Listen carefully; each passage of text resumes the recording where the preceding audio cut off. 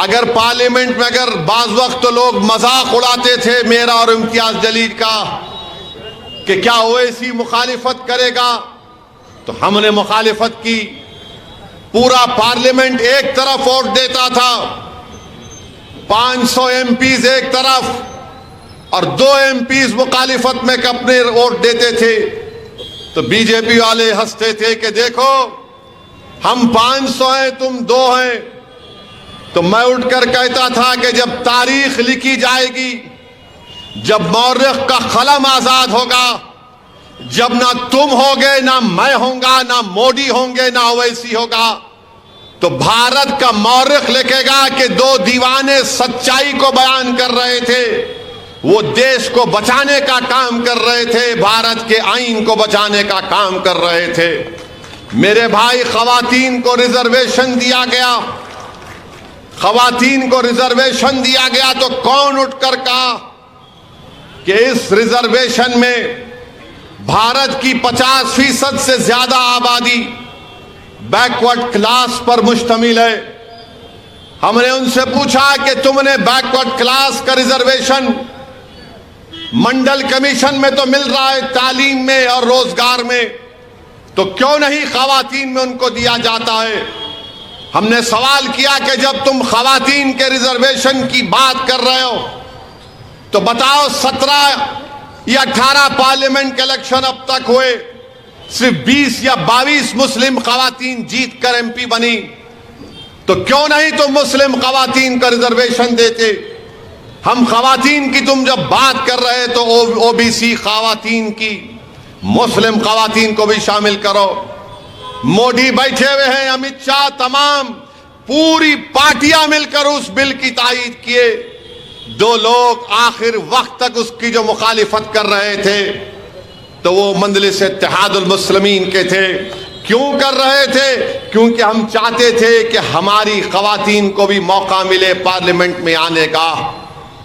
Reservation अगर होगा खवातीन का तो ओबीसी खवातीन कैसे उससे उनको नहीं शामिल किया जाएगा?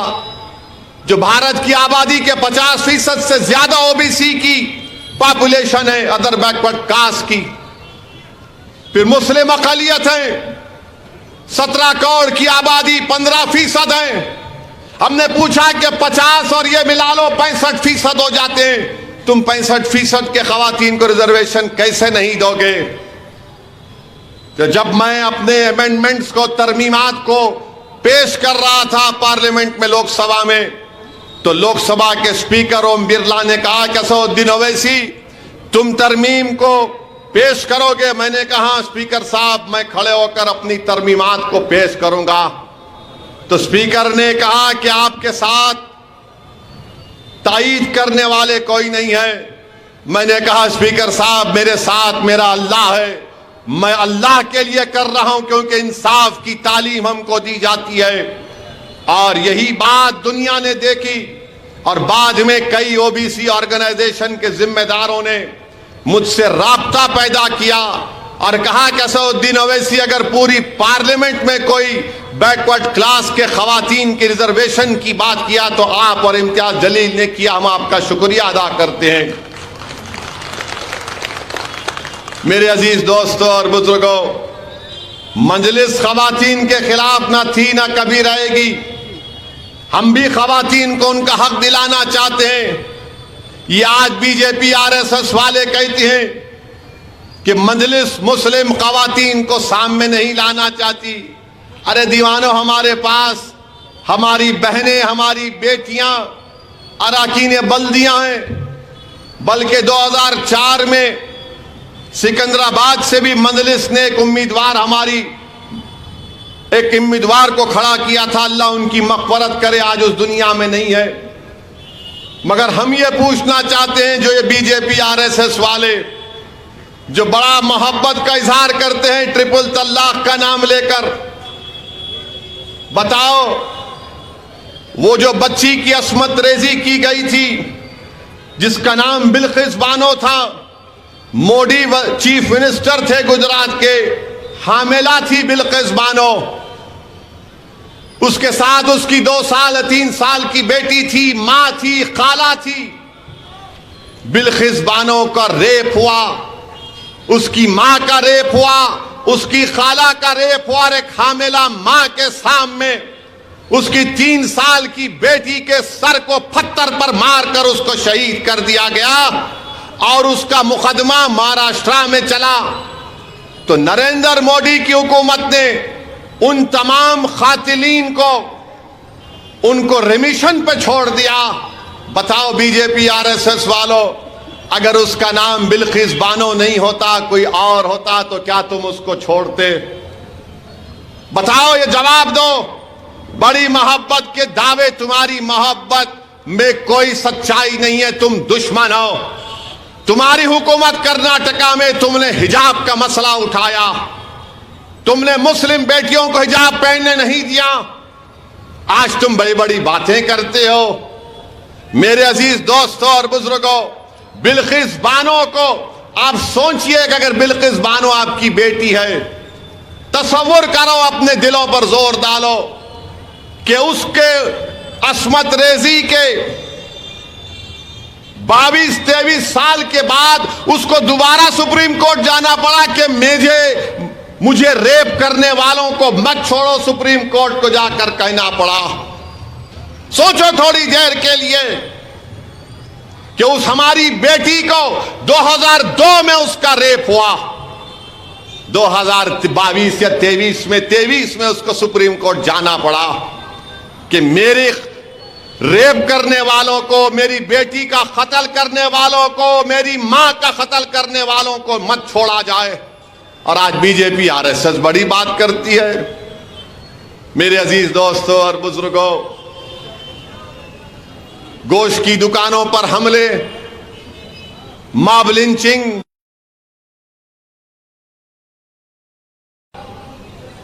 CAA का कानून और फिर CAA का NPR NRC से जोड़कर देखना पड़ेगा। जिस दिन NPR NRC लागू होगा, मेरी बात जहन नशीन कर लो आप, मैं जज्बात में लाने के लिए नहीं कह रहा हूं। नरेंद्र मोदी की हुकूमत NPR NRC कराना चाहती है। अमित शाह मेरा नाम लेकर लोकसभा में बोले, असदुद्दीन ओवैसी NPR NRC तो होकर रहेगा। और NPR NRC क्या है? अगर जब NPR बनेगा, कौसर मोहिउद्दीन का नाम लिखा जाएगा या लायक अली का नाम लिखा जाएगा और इनसे कहा कोई भी जाकर ये भारत के शहरी नहीं है, तो बल्दिया का ऑफिसर इकबाल साहब से कहेगा, कौसर मोहिउद्दीन से कहेगा, लायक अली से कहेगा कि अब तुम्हारी जिम्मेदारी है कि तुम साबित करो तो कि तुम भारत के शहरी हो। अब आप बताइए इकबाल साहब, अपने दादा का बर्थ सर्टिफिकेट कहां से लाएंगे? लायक अली कहां से लाएगा? और आपको मालूम, भारत में शायद 7 या 8% लोगों के पास पासपोर्ट है। बर्थ सर्टिफिकेट का कानून बना 1960 में। मेरे भाई, ये लोग NPR NRC के जरिए कमजोरों को, मजलूमों को भारत की शहरियत से महरूम करना चाहते हैं। अगर बीजेपी आरएसएस वाले मेरी बात को सुन रहे हैं तो बताओ, क्या आसाम में सुप्रीम कोर्ट ने NPR NRC नहीं किया? उसमें से 2 लाख आसाम के मुसलमानों के नाम नहीं आए 20 लाख में से। तो हेमंत बिस्व शर्मा जो आसाम का चीफ मिनिस्टर है, कहता है कि हम CAA के कानून के तहत जितने गैर मुस्लिम है उनको सिटीजनशिप दे देंगे। मुसलमान क्या करेगा? फॉरेनर्स ट्राइब्यूनल में केस लड़ना पड़ेगा उसको। ये बीजेपी पूरे मुल्क में करना चाहती है। और आज आकर बीजेपी के लोग बड़ी बड़ी बातें करते हैं। मुझे कहना पड़ेगा इन आरएसएस वालों को, मरहूम कायद सालार मिल्लत की तकरीर में कहते थे इस तरह के लोगों के बारे में कि मां से बढ़ के चाही पापा कुटनी कहलाई।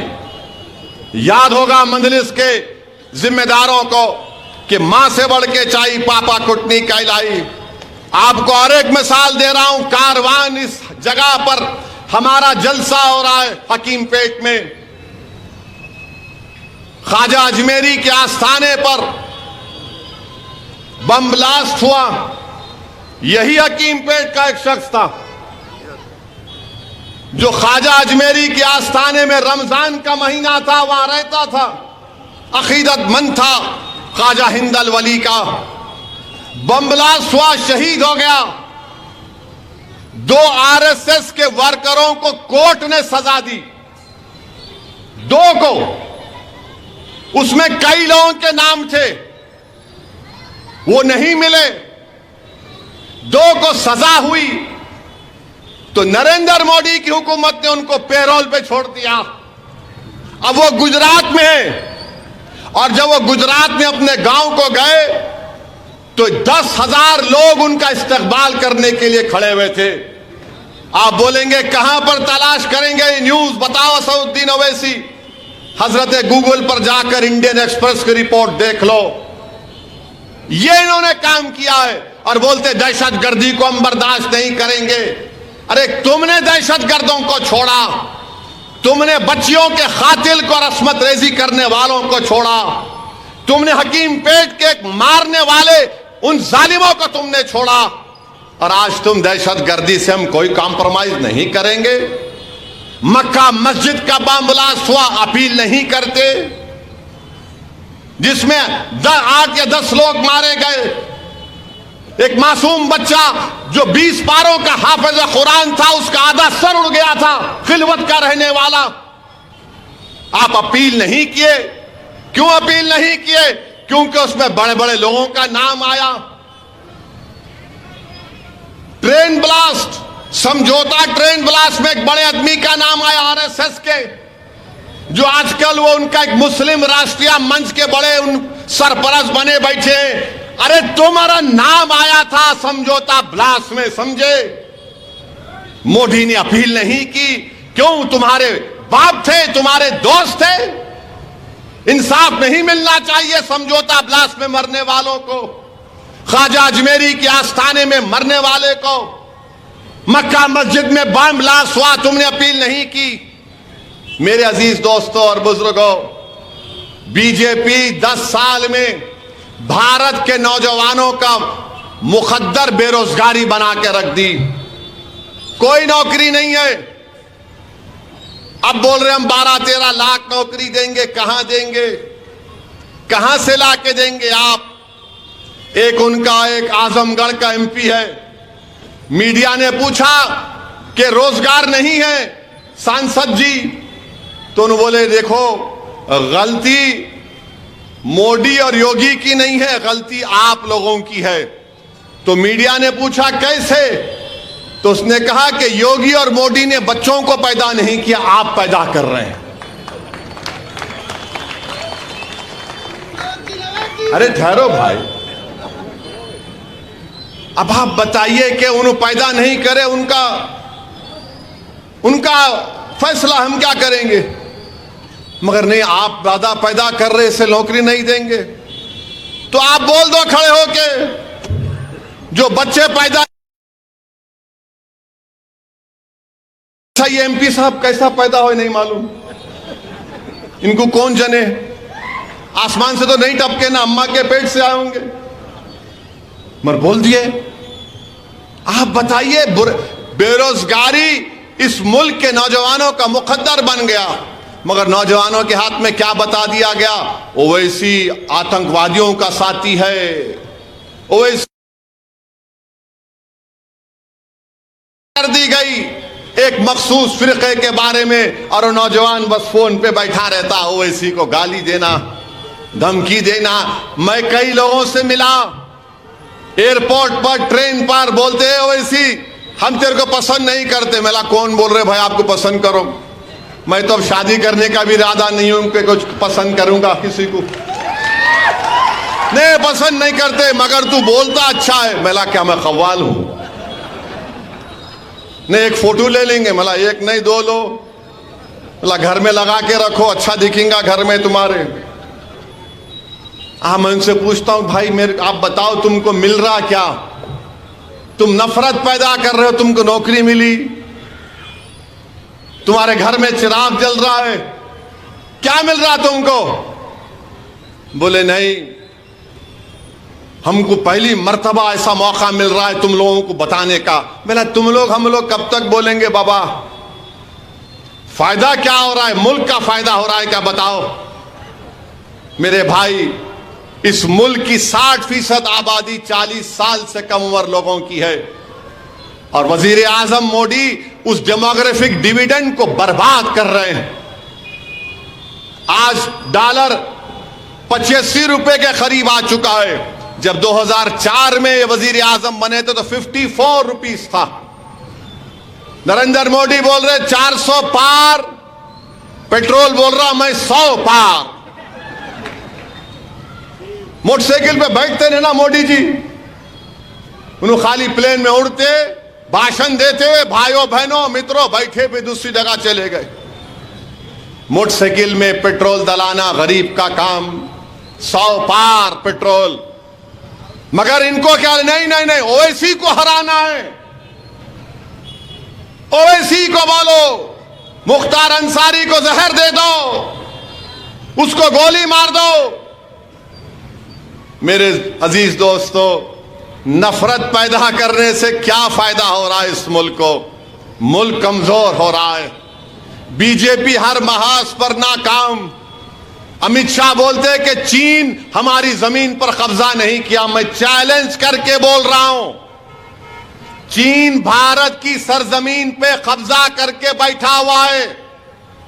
ये नरेंद्र मोदी बोले थे ना घुसा है ना घुसेगा। अरे 56 इंच का सीना है तो लेके चलो पूरे मीडिया को। डीजीपी की प्रेस कॉन्फ्रेंस हुई पूरे मुल्क के, उसमें लद्दाख की डीजीपी ने कहा कि 65 पेट्रोलिंग पॉइंट में से 25 पर हम नहीं जा सकते मोदी जी। 25 पेट्रोलिंग पॉइंट हम खो दिए। चाइना की पीपल्स लिबरेशन आर्मी बैठी हुई है, ऊपर डेप्सांग डेमचाक है, चीन बैठा हुआ, हम नहीं जा सकते। और अगर डेप्सांग डेमचाक से चीन को नहीं निकालेंगे तो याद रखो मेरी बात को, एक दिन हम सियाचिन को भी खो देंगे। अब ये बीजेपी के लोग सुनेंगे तो बोलेंगे हाँ तुम ओल्ड सिटी के, तुम्हारे को डेप्सांग डेमचाक क्या मालूम, तुमको सियाचिन क्या मालूम। अरे प्यारे, कान में फूल नहीं है, हर चीज मालूम, हर चीज मालूम। मगर तुम आंख बंद करके चीन को जमीन दे चुके हो। बिलियंस ऑफ डॉलर चीन का इन्वेस्टमेंट इंडिया में, और हमारी जमीन से निकाल नहीं सक रहे। और मोदी जी क्या बोलते? तुष्टीकरण, अपीसमेंट हो रहा है। कौन सा तुष्टीकरण हो रहा है? कपड़े देखकर पहचानो, अब बोल रहे खाना देखकर पहचानो। वजीर आजम हर महाज पर नाकाम साबित है। यह और बात है कि एक ताकतवर अपोजिशन अगर होता तो शायद इसका फायदा उठा लेता, मगर हम तो हैं। हमारी जिम्मेदारी है कि हम ऐसी हुकूमत के सामने मसले मसाइल को उठाएं। बताओ आरएसएस बीजेपी वालों, तुम यूनिफॉर्म सिविल कोड की बात करते हो। यूनिफॉर्म सिविल कोड तुमने उत्तराखंड में लागू किया, पूरा अपर कास्ट का यूनिफॉर्म सिविल कोड है उत्तराखंड का। बताओ दलित लोग, हमारे बैकवर्ड क्लास के लोगों का कल्चर तहजीब नहीं है, उसका क्या होगा?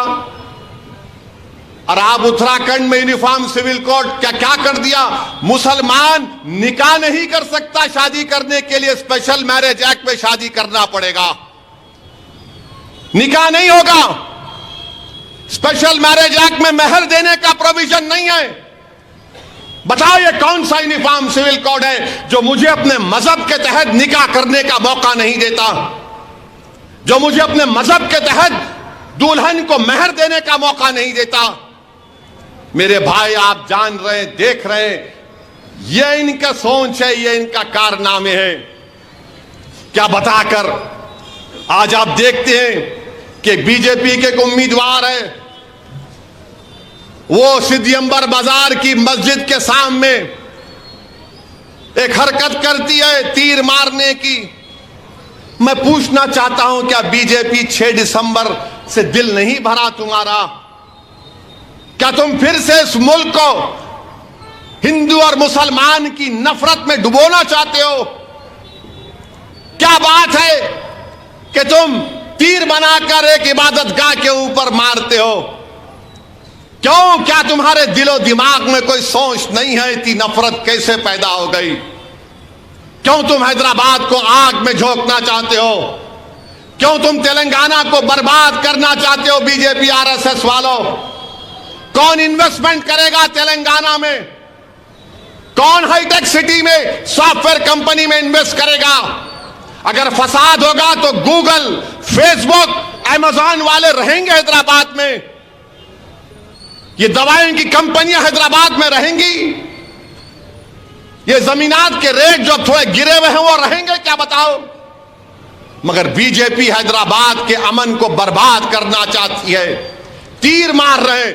ऐसा लगता है कि बीजेपी को एक और नुपुर शर्मा की जरूरत थी।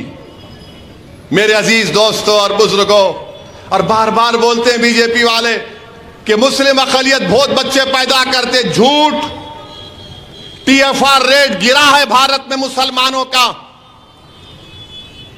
फर्टिलिटी रेट गिरा है, मगर ये लोग बोले जाते अरे इतने बच्चे कहीं क्यों पैदा कर रहे हैं? बताओ, डेटा बताओ, मैं तैयार हूं बहस करने के लिए। टीएफआर रेट गिरा है, मगर नफरत पैदा करना। अगर किसी को नौकरी नहीं मिल रही तो बोलना मुल्ला जी बहुत बच्चे पैदा कर लिए। मेरे अजीज दोस्तों और बुजुर्गों, ऐसे माहौल में जरूरी है कि हम मुत्तहिदा तौर पर अपने के कोर्ट का इस्तेमाल करें। लोग आएंगे हमारे इत्तेहाद को कमजोर करने के लिए, लोग आएंगे हमारे वोट को छीनने के लिए, मगर 13 मई को तारीख लिखी जाएगी। 13 मई को तारीख लिखी जाएगी इंशाअल्लाह ताला, और तारीख यह लिखी जाएगी कि कौन सच्चाई के साथ था और कौन झूठ के साथ था। 13 मई को तारीख लिखी जाएगी कि कौन हैदराबाद को हैदराबाद के नाम से रखना चाहता था और कौन हैदराबाद के नाम को तब्दील करना चाहता था।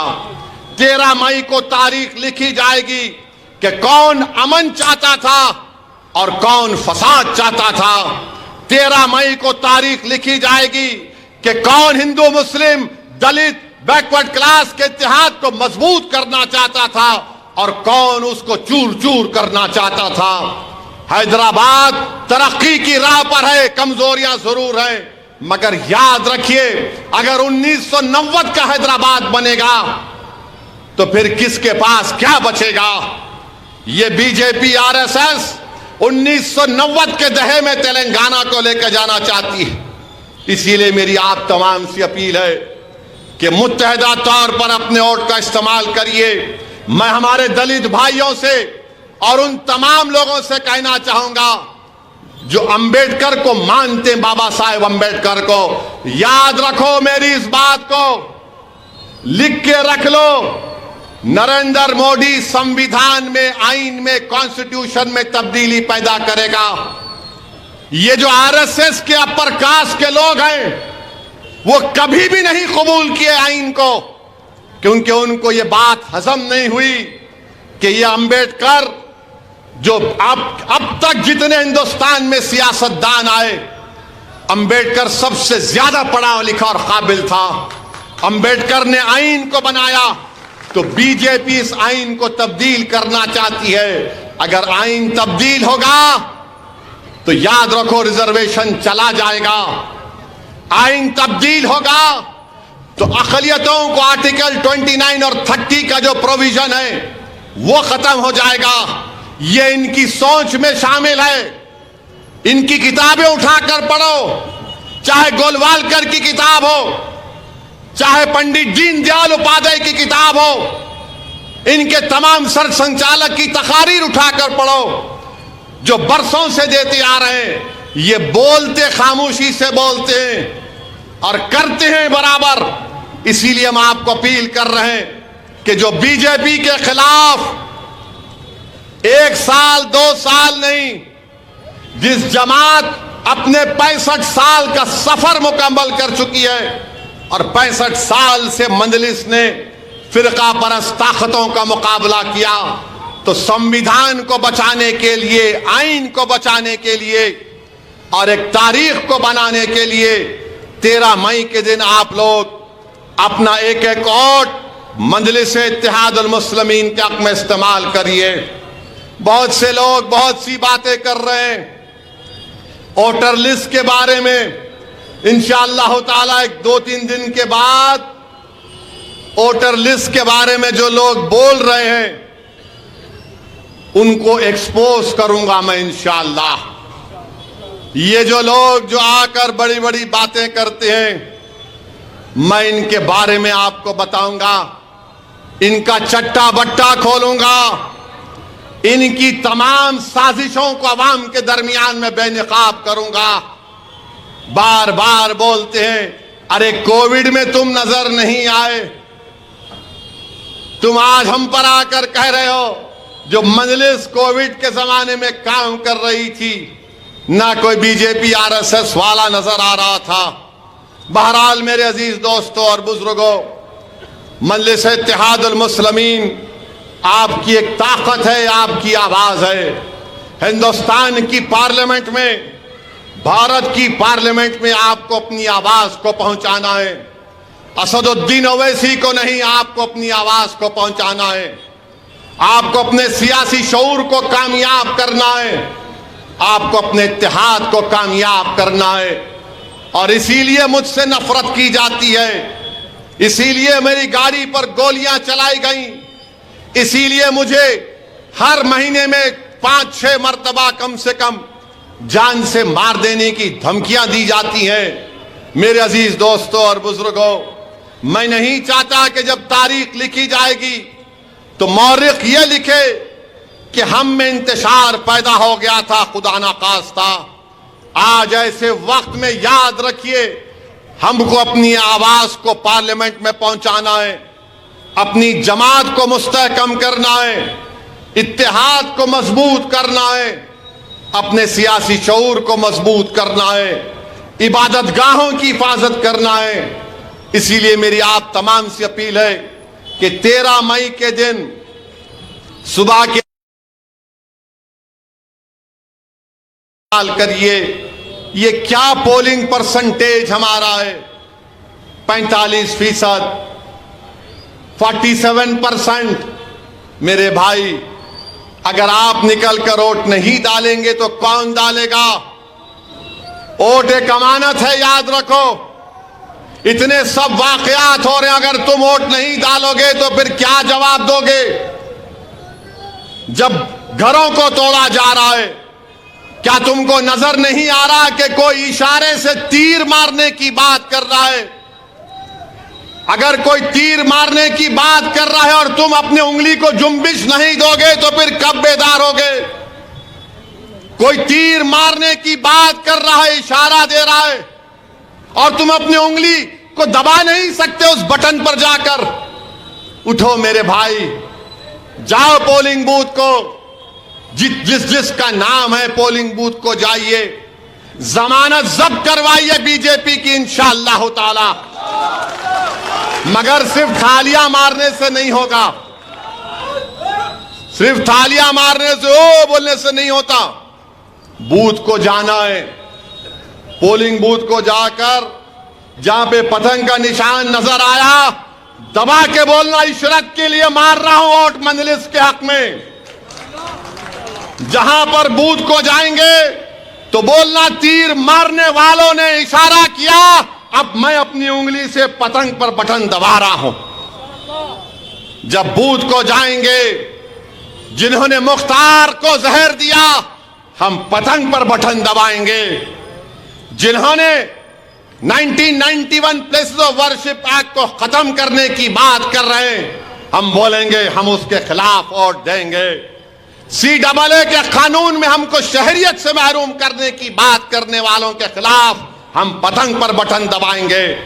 ट्रिपल तलाक के गलत कानून के खिलाफ हम पतंग के निशान पर बटन दबाएंगे।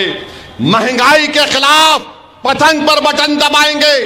पेट्रोल की कीमतों की बढ़ती हुई कीमतों के खिलाफ हम पतंग के निशान पर बटन दबाएंगे।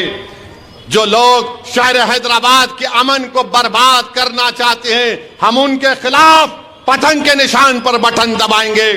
जो भारत के संविधान को खत्म करना चाहते हैं अंबेडकर के, हम उनके खिलाफ पतंग के निशान पर बटन दबाएंगे।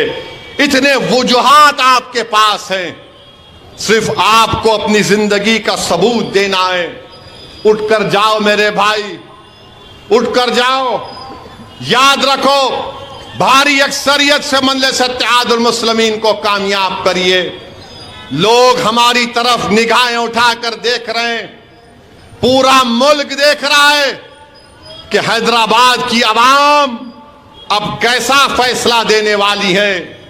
मैं आपसे अपील कर रहा हूं कि हमको अपने के वोट का इस्तेमाल करेंगे तो यकीनन एक बेहतरीन पैगाम जाएगा। हैदराबाद में पतंग और तेलंगाना में बीजेपी का सफाया होना चाहिए इंशाअल्लाह ताला।